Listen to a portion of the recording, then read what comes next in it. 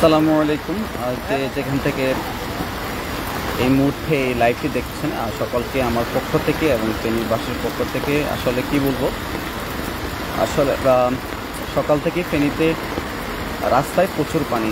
আসলে মানুষের জনজীবন বলতে গেলে আসলে মানে বন্ধ হয়ে যাচ্ছে। রাস্তার উপরে হাঁটু পরিমাণ পানি। শিক্ষার্থীরা স্কুলে গিয়ে ফিরে আসতেছে,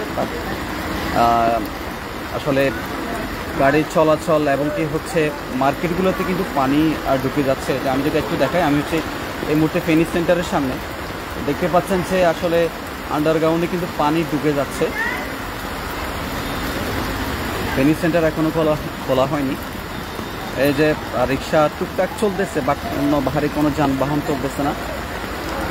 আমি আমার অফিসে যাওয়ার ট্রাই করতেছি, বাট পারতেছি না। দেখি আসলে বিষয়টা হচ্ছে ইমার্জেন্সি ইস্যুতে হয়েছে, বাট সকালেই মানে বাসা থেকে বের হয়েছি মাত্র।